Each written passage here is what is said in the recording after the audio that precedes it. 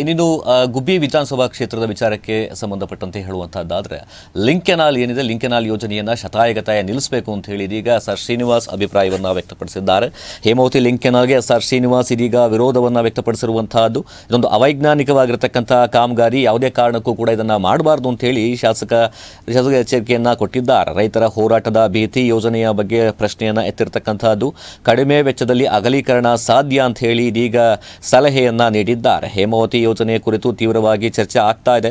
Channel ಮಾರ್ಗದ logic ಅನ್ನ ಇದೀಗ ಶಾಸಕ ಎಸ್ ಆರ್ ಶ್ರೀನಿವಾಸ್ ಪ್ರಶ್ನೆ ಮಾಡಿದ್ದಾರೆ. ಚಾನಲ್ ಮಾರ್ಗದ ಲಾಜಿಕ್ ಅನ್ನ ಪ್ರಶ್ನೆ ಮಾಡಿರ್ತಕ್ಕಂಥ ಶಾಸಕ ಎಸ್ ಆರ್ ಶ್ರೀನಿವಾಸ್ ಕುಣಿಗಲ್ ನೀರು ಯೋಜನೆಗೆ ಹೊಸ ಪ್ರಶ್ನೆಯನ್ನು ಎತ್ತಿದ್ದಾರೆ. ಜನಪರ ಕಾಮಗಾರಿ ಆಗಬೇಕು ಅಂತ ಹೇಳಿ ಒತ್ತಾಯವನ್ನ ಮಾಡಿರುವಂತಹದ್ದು ಗುಬ್ಬಿ ಶಾಸಕ ಎಸ್ ಆರ್ ಶ್ರೀನಿವಾಸ್. ಗುಬ್ಬಿ ಪಟ್ಟಣದ ಶಾಸಕರ ಕಚೇರಿಯಲ್ಲಿ ಮಾತನಾಡಿರ್ತಕ್ಕಂಥ ಎಸ್ ಆರ್ ಶ್ರೀನಿವಾಸ್ ಈ ಬಗ್ಗೆ ಅಭಿಪ್ರಾಯವನ್ನು ವ್ಯಕ್ತಪಡಿಸಿದ್ದಾರೆ.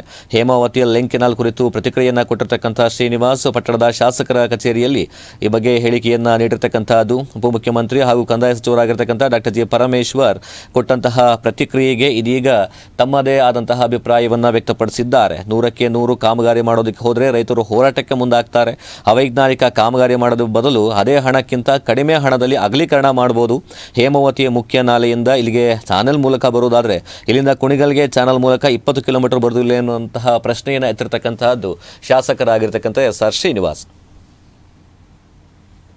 100% ಮಾಡಕ್ಕೆ ಹೋದ್ರೆ ಸುಲಭದೇ ಆಗುತ್ತೆ.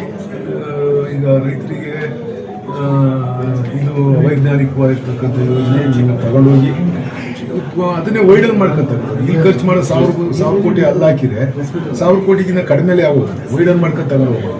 ನಮಗೆ ಅಲ್ಲಿಂದಲೂ ನೀರು ಇಲ್ಲಿಗೆ ಬರುತ್ತೆ. ಬೆಂಗಳೂರಿಗೆ ತುಮಕೂರಿಗೆ ಯಾವುದು ಹೇಮಾವತಿ ಬರೋರಿಂದ ಇಲ್ಲಿಗೆ ನೀರು ಬರುತ್ತೆ ಅಂದಾಗ ಅಲ್ಲಿಂದ 20 ಕಿಲೋಮೀಟರ್ ನೀರು ಹೋಗಲ್ವಾ? ವೈಡನ್ ಮಾಡ್ಕೊಂಡು ತಗೊಂಡು ಹೋದ್ರೆ ಎಲ್ರಿಗೂ ಒಳ್ಳೇದು ಅಲ್ಲ. ಈಗ 200 ಎಕರೆ ಎಲ್ಲ ಸ್ವಾಧೀನ ಮಾಡ್ಕೊಳ್ಳಿ ಅಂತ ಹೇಳಿ ನಿನ್ನೆ ಇನ್ನು ಅಧಿಕಾರಿಗಳಿಗೆ ನಿನ್ನೆ ಆದೇಶವನ್ನ ಕೊಟ್ಟಿದ್ದಾರೆ ಪರಮೇಶ್ವರ್ ಅವರು. ಮಾಡ್ಕೊಳ್ಳಿ ಯಾವ್ದ ಅದೇ ಈಗ ಕಾಮಗಾರಿ ನಡೆಯೋ ಜಾಗದಲ್ಲಿ ಅದ್ರ ಬಗ್ಗೆ ನನಗೆ ಐಡಿಯಾ ಇಲ್ಲ. ಅಲ್ಲ, ನಿನ್ನೆ ಹೇಳಿದ್ದಾರೆ ಸಿಎಂ ಇವರು ಪರಮೇಶ್ವರ್ ಅವರು. ಗೊತ್ತಿಲ್ಲ, ಅದು ನನಗೆ ಗೊತ್ತಿಲ್ಲ. ನಿನ್ನೆ ಸಭೆ ಮಾಡಿ ಸಭೆಯಲ್ಲಿ ಅಧಿಕಾರಿಗಳು ಸೂಚನೆ ಕೊಟ್ಟಿದ್ದಾರೆ. ನನಗೆ ಅದ್ರ ಬಗ್ಗೆ ಐಡಿಯಾ ಇಲ್ಲ. ಇಷ್ಟ ಆಗಿದೆ ಸರ್. ಇದು ಎಕ್ಸ್ಪ್ರೆಸ್ ಲಿಂಕ್ ಏನಾದ್ರು ಭೂಸ್ವಾಧೀನಕ್ಕೆ ಸೂಚನೆ ಕೊಟ್ಟಿದೆ ಅಂತ ಹೇಳಿದ್ರು.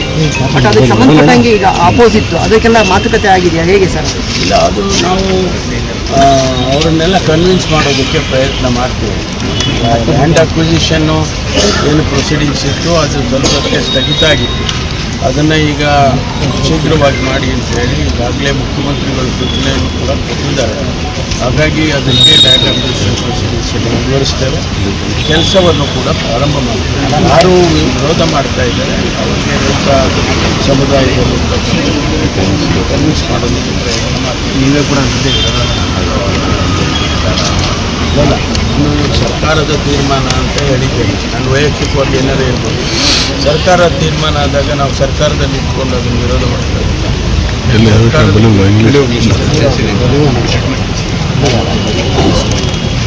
ಅವರೊಬ್ಬ ಸಮರ್ಥ ನಾಯಕ, ವಿಶೇಷವಾಗಿ ಮೈನಾರಿಟಿ ಸಮುದಾಯದಲ್ಲಿ ಸಮರ್ಥ ನಾಯಕ. ಅವರಿಗೆ ಯಾವ ಕಾರಣಕ್ಕೆ ಅವರಿಗೆ ಮೊದಲನೇ ಕಂತಿನಲ್ಲಿ ತಪ್ಪಿದೆ ಅದು ನಿಮಗೆ ಮಾಹಿತಿ ಇಲ್ಲ. ಆದರೆ 2ನೇ ಕಂತಿನಲ್ಲಾದರೂ ಕೂಡ ಅದಕ್ಕೆ ಕೊಡಿ ಅಂತೇಳಿ ಇಡೀ ರಾಜ್ಯದಲ್ಲಿ ಬೇಡಿಕೆ ಕೊಟ್ಟಿದ್ದಾರೆ.